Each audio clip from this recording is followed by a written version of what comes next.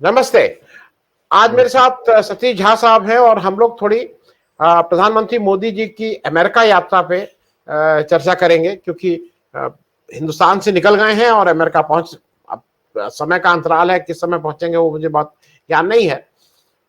लेकिन काफी देश में इसको लेके मोदी जी ने काफी आशाएं जगाई हैं।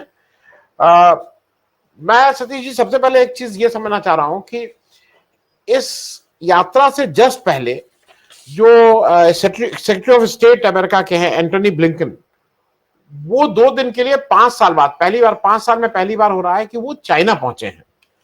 और ऐसा कहा जा रहा है कि वो चाइना में उनका जो उन्होंने कहा है कि मिसअंडरस्टैंडिंग्स दूर करने के लिए और टेंशन ईज ऑफ करने के लिए, इन दोनों यात्राओं को क्या एक साथ हम लोग लिंक कर सकते हैं?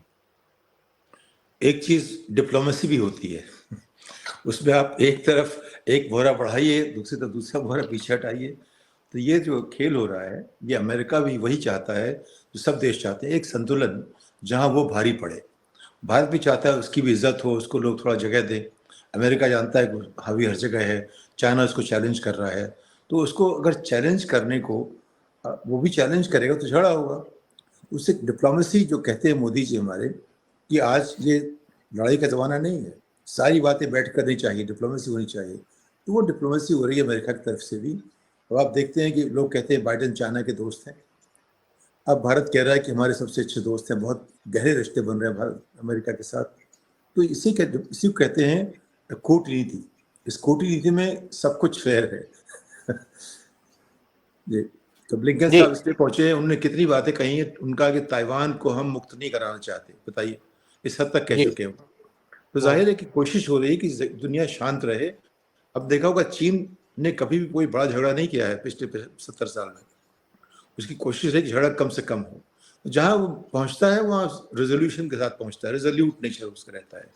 बिल्कुल हम ठोस रास्ता निकाल के पहुंचते हैं, उतना हम पकड़ लेते हैं। ये चीन का रास्ता रहा है। हमारे यहाँ भी जब बांग्लादेश की लड़ाई हुई थी तब वैसे ही था हिसाब। लेकिन वैसी लीडरशिप जो है अब मिलना उतना आसान नहीं है। जी। मैं सतीश जी एक चीज और समझना चाहूंगा। भारत में ये कहा गया, दो चीजें हुई। एक, सुब्रमण्यम स्वामी साहब ने एक ट्वीट किया, मालूम नहीं आपकी नजर उस ट्वीट पे गई कि नहीं। उन्होंने ब्लिंकन जी का एक एक ब्लिंकन जी का एक वक्तव्य था जिसमें उन्होंने कहा था कि ये इंडो यूएस टाइज का जो मूल है, जो अभी जा रहे हैं, उसमें आर्थिक टाइज हैं और उसमें चाइना से उसका कोई लेना देना नहीं है। उसका ये it is purely commerce thing. और उसको लेके सुब्रमण्यम स्वामी जी का कहना यह था कि अगर ब्लिंकन ऐसा कह रहे हैं, वो स्पष्ट कर रहे हैं, तो इसके लिए कॉमर्स मिनिस्टर को जाना चाहिए, इसके लिए हमारे प्रधानमंत्री को नहीं जाना चाहिए, इस तरह की बात। तो क्या ये इट इज ओनली कॉमर्स से रिलेटेड चीजें हैं? हिंदुस्तान में कहा जा रहा है कि डिफेंस का बहुत बड़ा सौदा होने जा रहा है, इत्यादि इत्यादि, या और भी चीजें डिस्कस होगी? देखिए, ये सिर्फ कॉमर्स की बात तो है नहीं। और अगर सिर्फ पीयूष गोयल आना चाहेंगे, उनको स्टेट डिनर मिलेगा नहीं। जब बात होती है स्टेट रिसेप्शन की, कुछ राष्ट्रपतियों ने ही दिया है और कुछ ने 2 दिए, किसी ने 3 दिए, किसी ने 4 दिए, लेकिन अपने टेन्योर में से ज़्यादा लोग देते नहीं हैं। इसका मतलब यह है कि उस देश के साथ रिश्ता बनाने की उनकी चाह है। अब आप देखिए बाइडेन ने जो पहला स्टेट डिनर किसको दिया? जिनपिंग को, चाइना को दिया। चाइना जो थे पहले स्टेट गेस्ट थे अमेरिका के बाइडेन के टेन्योर में। जैसे बराक ओबामा के ज़माने में मनमोहन सिंह थे पहले स्टेट गेस्ट, ऐसे ही बाइडेन के ज़माने में चाइना के। तो कहा जाता है कि बाइडेन चाइना परस्त हैं। लेकिन आप पिछले डायस्पोरा ने काफ़ी काम किया है और भारतीय डायस्पोरा जो अमेरिका में है काफ़ी सशक्त होता जा रहा है। वैसे लोग कहते हैं करीब 8 में से 1 लोगों ने वोट दिया ट्रंप को, 7 ने दिया बाइडेन को, भारतीयों में से जो यहाँ अमेरिका में है। जबकि लग रहा था कि हमें लग रहा था कि शायद आधा आधा होगा, क्योंकि जितने भी लोग भाजपा से जुड़े हैं और जो ओवरसीज़ भाजपा की जो यहाँ ब्रांच वगैरह है उसको लेकर के, तो जो यहाँ बना हुआ था एक माहौल, जिस तरह मोदी जी ने कहा था कि ट्रंप सरकार, लगता था कि यहाँ के भारतीय डायस्पोरा के लोग वोट करेंगे ट्रंप के लिए। ऐसा नहीं हुआ। यानी कि अब की बार ट्रंप सरकार जो है वो नारा देने के बाद भी कुल 8 में से 1 भारतीयों ने ट्रंप को वोट दिया, 7 ने बाइडेन का साथ दिया। तो इस समय जो भारतीय जो मूल के लोग यहाँ हैं, उनकी अपनी एक जगह बन गई है। बाइडेन के व्हाइट हाउस में तो 140 लोग अगर भारत के हैं तो बहुत बड़ी संख्या है। भारत के लोग यहाँ पे 5 मिलियन है 350 में से, यानी कि 1/70, और उनका जो वहाँ पे व्हाइट हाउस में उनका जो प्रतिनिधित्व है वो करीब 1/5 के आसपास है। बहुत बड़ी बात है एक तरह से देखिए तो। यानी कि भारतीय मूल के लोग कोशिश करते रहे। मुझे याद है 1984 में जब पढ़ने आया था तो सवाल उठता था कि कैसे हमारे लोग यहाँ के प्रशासन में घुसें, यहाँ की राजनीति में हिस्सा लें। और आज की तारीख में आप देख रहे हैं 2 भारतीय कंजर्वेटिव पार्टी में राष्ट्रपति के उम्मीदवार हैं। उन दोनों में कोई ऐसी बात नहीं कि कोई संभावना है, लेकिन उम्मीदवार हैं। इसके पहले भी थे उम्मीदवार, बॉबी जिंदल थे, इस बार निकी हेली भी हैं, और एक विवेक रामास्वामी करके हैं। ये इनको पहले जानते नहीं थे, उन्होंने अपना हैट छोड़ा है इस लड़ाई में। यानी कि भारतीयों की अपनी जगह बन गई है, वो तय करते हैं कि अमेरिका की नीति भारत की तरफ क्या होगी। भारतीय जो यहाँ हैं वो चाहते हैं कि देश तटस्थ भी रहे और थोड़ा रूस से अलग हटे, लेकिन रूस के साथ हमारे जो सामरिक रिश्ते ऐसे हैं उससे निकलना आसान नहीं है हमेशा। अच्छा, अब जब तक हमारा ऐसा रिश्ता बनेगा नहीं अमेरिका से कि हमारी संधि हो कुछ चीज़ों को लेकर के रक्षा पे, तब तक कुछ चीज़ें यहाँ से सही नहीं होंगी। रक्षा वाले तो चाहते हैं कि हम भारत कुछ दे दें, लेकिन स्टेट डिपार्टमेंट होने नहीं देगा, क्योंकि अल्टीमेटली डिफेंस भी जो है अपने आप में कूटनीति का हिस्सा है। डिफेंस अपने आप अकेले फैसला नहीं करता, वो फैसला स्टेट डिपार्टमेंट करना पड़ता है और एग्जीक्यूटिव करती है। एग्जीक्यूटिव प्रेसिडेंट, स्टेट डिपार्टमेंट वो भी एग्जीक्यूटिव हिस्सा है, उसको अप्रूव करती है कांग्रेस। ठीक है, तो उसमें जो है पहली बात तो ये है कि अमेरिका ने भारत को नंबर 2 पे रखा। पहले चीन को बुलाया, अब भारत को बुलाया बाइडेन की सरकार ने। नंबर 2, वो दोनों से अच्छा रिश्ता चाहते हैं, इसीलिए स्टेट गेस्ट बनाया। भारत से चाहते हैं कि करीबी रिश्ता रहे, इसलिए यहाँ के भारतीय चाहते हैं कि रिश्ता बहुत करीबी हो जाए। तो ये हमें मानना पड़ेगा कि हमारी जो आज की कूटनीति है अमेरिका की तरफ, उसमें बड़ी भूमिका भारत के डायस्पोरा की है, जो अप्रवासी अमेरिका में रहते हैं, उनकी बड़ी भूमिका है। और हमारा जो ये मानना पड़ेगा कि जयशंकर ने जब यहाँ एम्बेसडर थे और उनकी जो भूमिका रही है, उनके अपने रिश्ते हैं, उन रिश्तों को वो कैश कर रहे हैं सब करने के लिए, वो अच्छी बात है। लेकिन क्या हम कर पाएंगे, ये देखना पड़ेगा कि कैसे होता है। जी जी, मैं सतीश जी एक चीज और पूछूंगा। देखिए, 2 चीजें हैं, जैसे मोदी जी की वो खासियत भी है और अच्छी बात है। एक तो डिप्लोमेटिक लेवल पे अमेरिका से इसका संवाद कायम रख रहे हैं देश के लिए, और दूसरी तरफ उनकी एक हरदम नजर अपने डोमेस्टिक फ्रंट पे भी रहती है, और खास करके डोमेस्टिक फ्रंट पे इलेक्शन पे रहती है। मैं उस संदर्भ में एक चीज समझना चाह रहा हूं कि राहुल गांधी अभी 10-15 दिन पहले अमेरिका की यात्रा करके लौटे हैं। तो जो अमेरिकन डायस्पोरा, इंडियन डायस्पोरा है अमेरिका में, कहीं ना कहीं ये कंपैरिजन भी आएगा, क्योंकि लोगों को समझ में आ रहा है राहुल गांधी भी कह के आए हैं प्रेस से कि भाई उनसे भी प्रश्न पूछिए, मुझे से क्यों पूछते हैं, इत्यादि इत्यादि। तो ये कहीं कंपैरिजन भी होगा। वो कंपैरिजन तो हमेशा चलता रहेगा। आज लोगों के दिमाग में राहुल गांधी को विकल्प मानने की जो बात है वो अपने आप सबके दिमाग में चल रही है। जितने अभी जब आए थे तो डायस्पोरा के लोग जो उनसे मिले हैं उसमें जो सद्भावनाएं बनी हैं वो अपने आप में हमारे हिसाब से ऐतिहासिक है। लेकिन जब प्रधानमंत्री आता है तो प्रधानमंत्री तो एक ऑफिशियल पोजीशन में आता है, उनको जो प्रोटोकॉल मिलता है वो पोजीशन लीडर को नहीं मिलेगा। तो जो भी हो, कितना बड़ा नेता हो, उसको वो प्रोटोकॉल नहीं मिलता। तो प्रधानमंत्री के पास प्रोटोकॉल की जो है एक सुविधा है, और वो मान लीजिए एक छड़ी भी है, उसका कैसे इस्तेमाल करते हैं इसके ऊपर होगा। तो जो राष्ट्रपति उनको घर बुलाएंगे, स्टेट गेस्ट बनाएंगे, वो सिर्फ हेड ऑफ स्टेट को मिलता है, हेड ऑफ गवर्नमेंट को मिलता है, वो लीडर ऑपोजिशन को नहीं मिलता। लेकिन राष्ट्रपति बुलाता है कभी कभार, जैसे आयरलैंड वालों को बुलाया गया, स्टेट गेस्ट नहीं बनते, उनको बुलाया जाता है, व्हाइट हाउस बातचीत होती है, स्टेट गेस्ट जो है सिर्फ हेड ऑफ स्टेट ही बनेगा।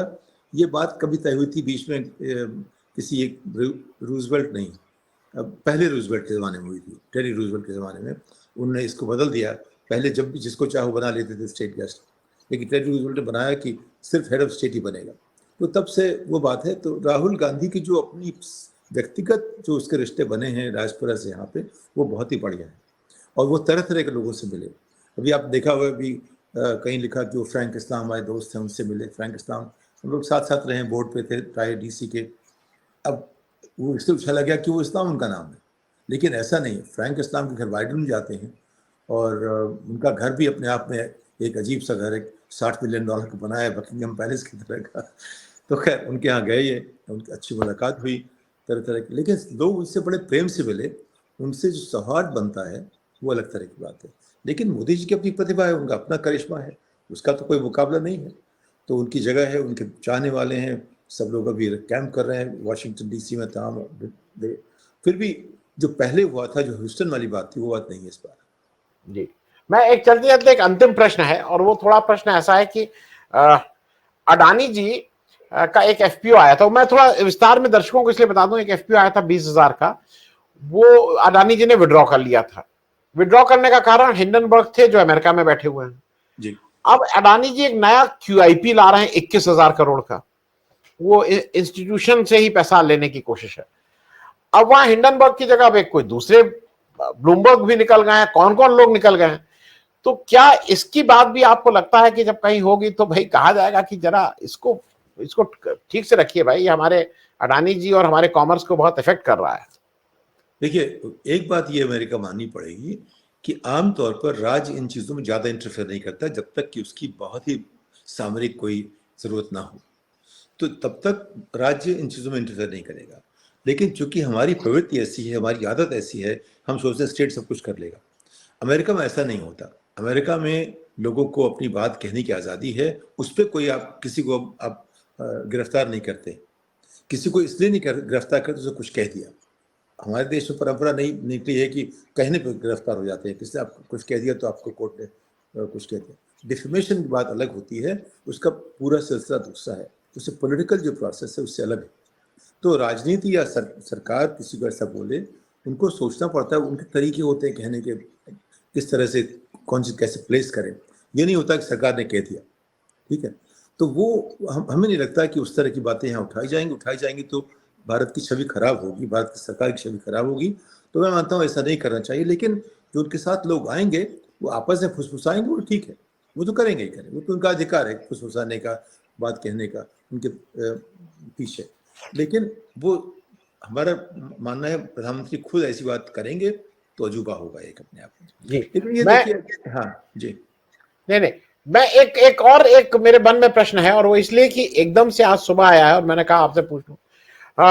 एक एयर इंडिया ने 470 प्लेन्स का एक साथ ऑर्डर दिया था, आधा एयरबस को दिया था, आधा बोइंग को दिया था, आधा नहीं तो मतलब उसके आसपास, और उसके लिए अमेरिका से प्रतिक्रिया भी आई थी कि भाई हमारे यहाँ बहुत जनरेट करेगा, और काफी उससे बड़ा ऑर्डर इंडिगो ने एयरबस को दे दिया है। मतलब एक तरह से यूरोप में चला गया, वो अमेरिका में नहीं गया, और 500 पूरा करोड़ दिया जिसमें सरकार को इन्वॉल्व भी नहीं किया। वो वाला ऑर्डर में एयरबस में सरकार की तरफ से विज्ञप्ति आई थी इत्यादि थे। ये भी एक इशू हो सकता है। नहीं देखिए, आमतौर पे जो राजनीति है उसमें कॉमर्स को बैलेंस करने की कोशिश होती है। इंडिगो सरकारी कंपनी नहीं है, एयर इंडिया भी सरकारी कंपनी नहीं है, लेकिन जब अमेरिका ने उस बात को लेकर के भारत की तारीफ करना शुरू किया, अब सोचिए किस तरह तारीफ होती है, इसे कहते हैं हेडलाइनिंग। वो कहते हैं 10 लाख नौकरियां होंगी। भाई 10 लाख नौकरियां क्या 30 साल के लिए होंगी? नहीं, 10 लाख नौकरियां होंगी कि नहीं कि 10 लाख लोगों को 10 लाख साल की नौकरी मिलेगी। अगर आप उसको 30 साल में करेंगे तो अपने आप 1/30 हो गई, तो 30,000 रह गए। लेकिन उसको हेडलाइन करने की जो बात होती है वो अलग होती है। और जहाँ तक बात है इंडिगो को उस तरफ जाने की, उसके पीछे उनकी अपनी जो व्यापारिक समझ है उस हिसाब से हो गए हैं। वो सोचते हैं कि उस तरह से उनके लिए मैनेजमेंट मेंटेनेंस बेहतर रहेगा। अगर आप दो तरह के रखें उसमें रिस्क कम होता है, और एक तरफ रखें तो मेंटेनेंस। तो ये जो कॉर्पोरेट जो पॉलिसीज़ हैं उनको आप कैसे प्ले करते हैं, इसके अलावा इसमें ज़्यादा कुछ नहीं है। लेकिन इसका इस्तेमाल अमेरिका ने भी अच्छा किया, भारत ने भी अच्छा किया कि हमने अमेरिका को इतना दे दिया, तो वो लोग तो करते रहेंगे, इसको करना चाहिए। देखिए, आपके पास जितने ट्रंप हैं जिसका इस्तेमाल कर सकते हैं प्लीज़ ज़रूर करें, उसके लिए उसको कोई मुश्किल नहीं है। लेकिन यहाँ पे जैसे अब डेमोक्रेसी की बात आएगी कि नहीं, मुझे सिर्फ ये देखना है कि क्या जब हेड ऑफ स्टेट कोई आता है तो उसे प्रेस कॉन्फ्रेंस जॉइंटली करनी पड़ती है। क्या इस बार प्रेस कॉन्फ्रेंस होगी? क्योंकि हमेशा जब भी हमारे प्रधानमंत्री बाहर गए हैं तब उन्होंने प्रेस कॉन्फ्रेंस से मना कर दिया है, उससे बचते रहे हैं। इस बार क्या वो करेंगे? क्योंकि एक मैंडेट सा है, ये परंपरा सी बनी हुई है। क्या उस परंपरा से बाहर जाएंगे, या सवाल उससे पूछे जाएंगे जवाब नहीं देंगे, या होगी नहीं? ये एक देखने की चीज़ होगी। लेकिन जहाँ तक देखिए अच्छे रिश्ते बनाने का सवाल है। इस बार एक अमेरिका को भी ज़रूरत है कि वो भारत के साथ चले, लेकिन इसलिए नहीं कि उसको चीन के सामने खड़ा करे। और चीज़ें होंगी सटल तरीके से होंगी, वो सीधे कह के नहीं होती कि हम ये ऐसा करने जा रहे हैं। उसके पीछे के जो गणित है वो ये है कि भारत की डायस्पोरा जो अमेरिका में है वो काफ़ी प्रभावी हो गई है। वो चाहती है कि भारत से अमेरिका के रिश्ते अच्छे हों। उनके हिसाब से रूस से रिश्ता तोड़ देना चाहिए, लेकिन फिर समझते हैं कि अमेरिका जो है अच्छा कोई ट्रस्टवर्थी एलाई नहीं है, ये विश्वसनीय दोस्त किसी देश का नहीं रहा है, किसी भी देश का नहीं रहा। चाहे वो जब यूरोप के देश क्यों ना हो, जब ट्रंप आए थे तो जिस तरह से उन्होंने बात की नाटो में जाकर के यूरोप के खिलाफ, अगर कोई और राजनेता होता तो वो थोड़ा दुखी होता, लेकिन उन्होंने जवाब उसका ठीक ठाक दिया। तो अमेरिका विश्वसनीय मित्र नहीं है किसी भी देश का। उस पर जो निक्सन साहब ने कहा था कि हम सिर्फ उसके दो हमारे इंटरेस्ट जो हैं वो तय करते हैं हम किधर जाते हैं, तो इंटरेस्ट जब उनके ठीक रहेंगे तो चलेगा। तो हमें ये समझना चाहिए, हमें भी अमेरिका को देखने के लिए नई आंख चाहिए। वो आंख ऐसी हो, हम उसको देखें कि वो हमेशा उसकी क्या ज़रूरतें हैं, वो आपसे कैसे फ़ायदा उठा सकते हैं, उसका इस्तेमाल करें। लेकिन ये सोचता है कि अमेरिका हमारा दोस्त है या दुश्मन है, ये ना, वो राजनीति रहे, कोई इसमें हमेशा का दुश्मन भी नहीं है, दोस्त भी नहीं है, उसका ख्याल करना पड़ेगा। तो अगर हम हमारी राजनीति, हमारी कूटनीति अगर प्रैक्टिकल है तो अमेरिका हमारा दोस्त है। अगर हमारी कूटनीति जाती है कि एक ही तरफ जाएगी तो हमें जूझना पड़ेगा उन चीज़ों से। तो देखते हैं इस बार होता क्या है। लेकिन जयशंकर ने, अभी मुझे लगता है कि हमारे यहाँ दो खेमे हो गए हैं। जयशंकर अपने आप में प्रोफेशनल डिप्लोमेसी का खेमा है, और राजनीति की जो कंपल्शन है वो प्रधानमंत्री की तरफ से आते हैं। उन दोनों पे थोड़ा बहुत डायलॉग चल रहा है, उसे देखिए ऊँट किस तरफ बैठता है, देखना पड़ेगा। ठीक, thank so much Satish ji. और मुझे आग्रह आपसे यही है कि आप चूंकि वहीं अमेरिका हैं, तो जब तक प्रधानमंत्री हैं कुछ एक हम लोगों को अपडेट देते रहेंगे इस पूरे घटनाक्रम का, क्योंकि हम सब लोगों का भी इंटरेस्ट है। बहुत सी चीजें हैं अमेरिका की तरफ, बहुत लोगों को उम्मीद है, देश में बहुत उम्मीद है, तो आपसे चर्चा जारी रहेगी। थैंक यू सो मच, धन्यवाद। नमस्कार।